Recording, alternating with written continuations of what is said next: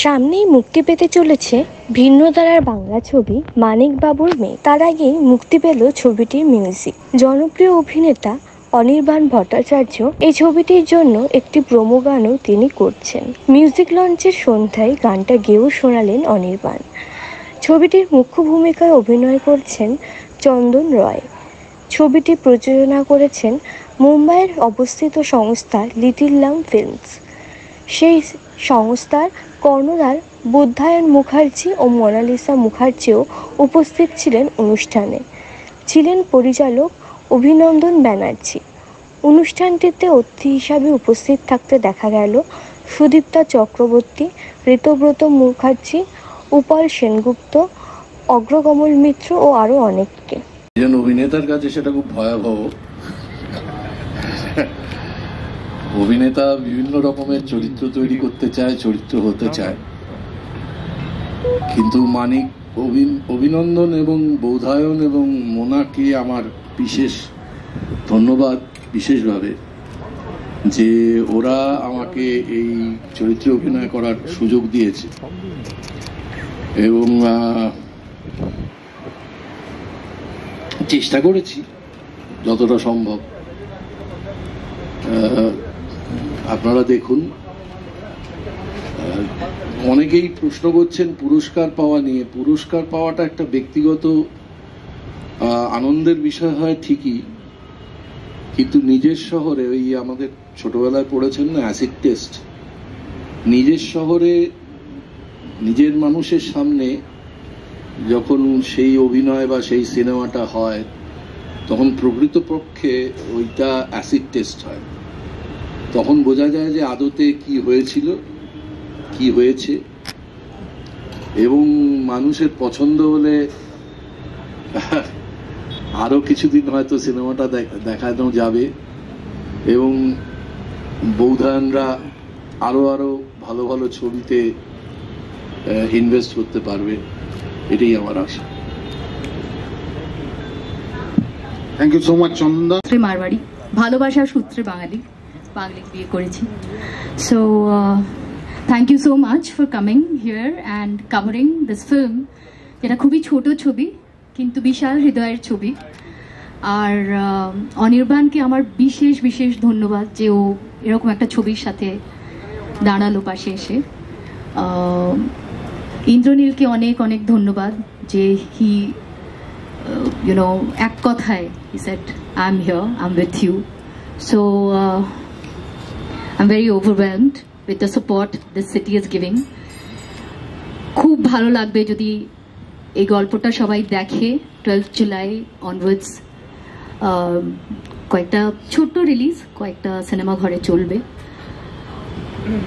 দেখুন, হিরোর ছবি সবাই দেখে আর লুজারের ছবিও সবাই দেখে, গিমিক্স আছে, কিন্তু এরা যারা মাঝখানে থাকে তাদের কিছু চমক নেই, ভীষণ মানডেন লাইফ। তাদের গল্প বলা খুব দরকার, কেননা আমরা সবাই সেই মাঝখানেই আছি।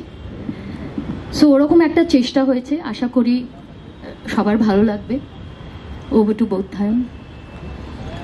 লোনলিনেস মানে একাকিত্ব জিনিসটা না একটা অদ্ভুত মহামারীর মতো হয়েছে আমাদের জীবনে এই মুহূর্তে, এবং যেই কারণে অদ্ভুতভাবে আমরা পৃথিবীতে যে প্রান্তেই গেছি ছবি নিয়ে, সেই প্রান্তের সব দর্শক এই ছবিটার সাথে রিলেট করেছেন।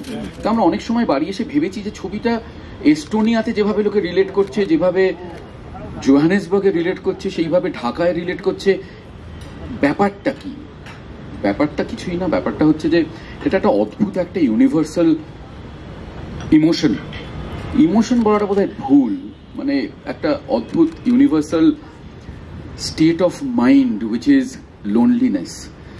সেই লোনলিনেসটা ধরার চেষ্টা করলো একজন যে নিজেও কিন্তু জীবনে অসম্ভব একাকিত্বে ভুগেছে একটা সময়, অভিনন্দন বন্দ্যোপাধ্যায়। অভিনন্দন আমার সাথে 3 কাহন লেখে এবং ও যখন 3 কাহনের থ্রু দিয়ে অভিনন্দন খানিকটা single handedly ad film maker থেকে আমাকে ফিচার ফিল্ম মেকারে রূপান্তরিত করলো। তখনই অভিনন্দনকে আমরা কথা দিয়েছিলাম যে যেদিন অভিনন্দন নিজে একটা স্ক্রিপ্ট নিয়ে আসবে আমরা ওর ছবি প্রডিউস করব। এবং এই মানিকবাবুর মেঘ হলো কথা রাখার ছবি। ওকে যে একটা কথা দিয়েছিলাম আমরা ছবি বানাবো, এবার বাকিটা কি হবে 12 জুলাইয়ের পর বাকিটা ভবিষ্যতের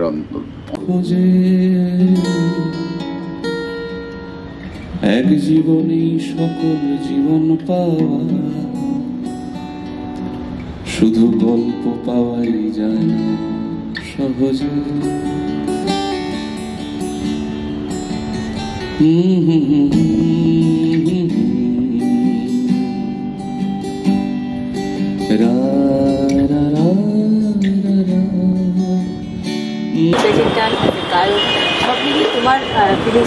আমার নতুন অভিজ্ঞতা, নিবেদক হিসেবে একটা পরিস্থিতি, কিন্তু সত্যি আমাকে এর জন্য কিছুই করতে হবে।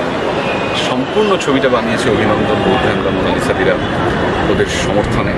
এবং আমার ছবিটা দর্শক হিসেবে দেখে আমি মুগ্ধতা শব্দটা দিয়েও ধরা যাবে না, এতটাই ভালো লেগেছে। এবং বারবার যে কথাটা আমি বলার চেষ্টা করছি, এই ছবিটা অনেকদিন থাকবে আমার ভেতর, আমার সঙ্গে স্মৃতি। সেই জন্য কি অ্যাসোসিয়েট হওয়ার না, মানে ছবি দেখে রাজি হবো এরকম ব্যাপার। বৌদ্ধেন্দ্র যখন আমাকে বলেছেন, ভালোবাসেন বলেছেন, আমিও বৌদ্ধেন্দ্রার কাজ খুব পছন্দ করি, অ্যাডমায়ার করি একজন চলচ্চিত্র নির্মাতা হিসেবে। আমি প্রথমেই রাজি হয়ে গেছি। ছবিটা দেখে বরং আমি অস্বস্তিতে পড়ে গেছি যে বাবা এত ভালো একটা কাজ, সেখানে আমার নামটা। ঠিক আছে, রাজি হয়ে গেছি, এবারে মানুষ দেখুক ছবিটা, সেটাই চাই। এখন তো আমি ছবির টিমের একজন। যেটা তুমি বলছিলে যে মুম্বাইতে গিয়ে গান রেকর্ডিং করেছো, সেটা তোমার কাছেও একটা নতুন অভিজ্ঞতা, সেটা নিয়েও যদি কিছু বলো। মানে যে কি আমাদের ওই লেগাসিটার কথা মাথায় রেখে বলেছি যে আমাদের সব বাংলা শিল্পীরা একটা সময় বম্বে কাঁপিয়েছেন, তারা বম্বেতেই রেকর্ড করতে নেই করতেন। আমি একটা বাংলা ছবি, বাংলা গান গাইতে বম্বেতে গিয়ে রেকর্ড করেছি, এটা একটা মানে ভালো অনুভূতি। আর চন্দন একজন তো বিখ্যাত একজন অভিনেতা, পরিচালক সবই বটে, তার সঙ্গে কাজ করে, তার সঙ্গে অ্যাসোসিয়েট হয়েছে, সেটা কেমন? চন্দন সেন আমার মাস্টার মশাই। আমি চন্দন সেনের কাছে বেশ কিছুদিন অভিনয় শিক্ষা করেছি একটি থিয়েটার প্রযোজনার সাথে। এবং চন্দনদার সঙ্গে আমার খুবই প্রায় পিতা পুত্রের মতো সম্পর্ক। মানে কোনো আনুষ্ঠানিকতা নেই চন্দনদার সঙ্গে। চন্দনদা এরকম একটা অভিনয় করতে পারেন, চন্দনদার সমস্ত দর্শককে নিস্তব্ধ করে দিতে পারেন, সেটা মানিকবাবুর মেঘের আগেও আমি জানতাম এবং অনেক দর্শক আছেন যারা জানতেন। চন্দনদার অন্যান্য চলচ্চিত্রেও স্বর্ণাক্ষরে বাঁধিয়ে রাখার মতো কাজ আছে। মানিকবাবুর মেঘ সেখানে নতুন সংযোগ। সব মিলিয়ে দর্শকদের দেখতে আসুন, 12ই জুলাই রিলিজ করছে মানিকবাবু। আর গুনগুন করে যদি এই যে একটু আগে গুনগুন করছে না, ওইটা প্ল্যাটফর্মে এসে গেছে, ওটা শুনুন। এখানে গাড়ির হর্ন টর্নের মধ্যে এই গানটা ভালো লাগবে না। আচ্ছা দাদা, লাগবে না দাদা, বর্তমানে তো অনেক ছবি হচ্ছে, কিন্তু এই ছবিটার জন্য কতটা আশাবাদী তুমি? আশাবাদী, খুব আশাবাদী। দেখবেন মানুষের সেই ছবির দর্শক আছে। অনির্বাণদা, একটা কোশ্চেন।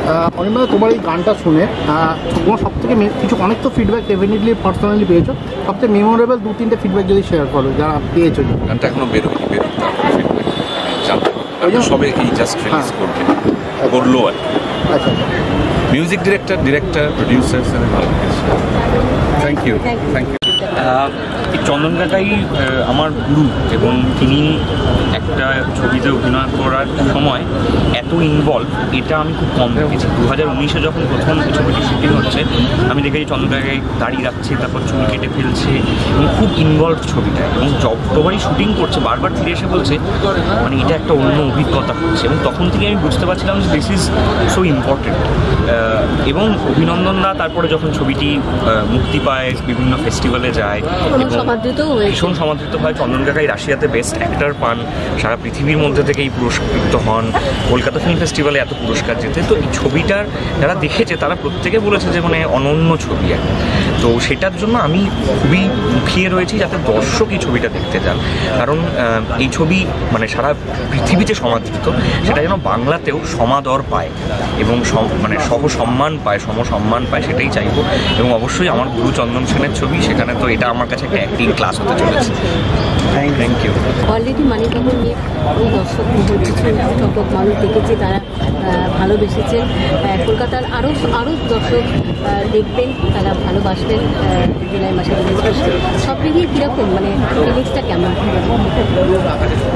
ফিলিংসটা এখন বলে না, সিঙ্কিং এর একটা ফিলিং হয়, এখনো ঠিক বুঝে উঠতে পারছি না কি হবে। কিন্তু আমরা তো অপটিমিস্ট, সুতরাং আশা রাখি লোকের ভালো লাগবে, লোকে দেখবে, সুতরাং ওই সবই প্রতীক্ষায়। ছবিটার কোন বিষয়বস্তু মানে যেটা মনে হলো যে হ্যাঁ এটা মানে নেওয়া যায় বা পরিচালনা করা যায়? ছবিটার মূল যে ভাবনাটা একজন মানুষের সাথে মেঘের একটা সম্পর্ক, এই নিয়ে ছবি তো প্রডিউস করা কঠিন, আর আমরা কঠিন কাজই চিরকাল করি। সুতরাং আমরা ডিসাইড করলাম যে এরকম একটা ছবি আমাদের প্রডিউস করা উচিত। তাই কঠিন সাবজেক্ট হলেও আমাদের মনে হলো যে এটা করা উচিত। কলকাতা দর্শকদের কি বলবে? আমাদের সাথে থাকুন, আমাদের সাপোর্ট করুন, so that we can make more of this films, because they are important films. যেরকম গল্প হয় কিন্তু কবিতার নিজস্ব একটা জায়গা আছে, এইসব সিনেমা আমার মনে হয় কবিতার মতো টাচ দ্য কাজ। এই ছবির ইউএসপি কি হতে যাচ্ছে? ইউএসপি, এই ছবির ইউএসপি চন্দন সেন, একদমই এক কথা, এক্স ফ্যাক্টর। যদি এটা হিন্দিতে অ্যাডাপ্ট করা হয় আপনি কোন অ্যাক্টরকে দেবেন? এটাকে হিন্দিতে প্রথম কথা হচ্ছে অ্যাডাপ্ট করা হবে না, কারণ আমরা প্রডিউস করতে পারবো না। এবার আমরা প্রডিউস না করলে এই ছবি হিন্দিতে হবে না। হ্যাঁ, সুতরাং আমরা এক ছবি দুবার প্রডিউস করবো না। সুতরাং যদি এই ছবি রাইট কেউ কেনে তখন এটা নিয়ে আমরা আবার আলোচনা করবো। বাট ইনশাআল্লাহ, why not? Thank you so much. Thank you. Thank you.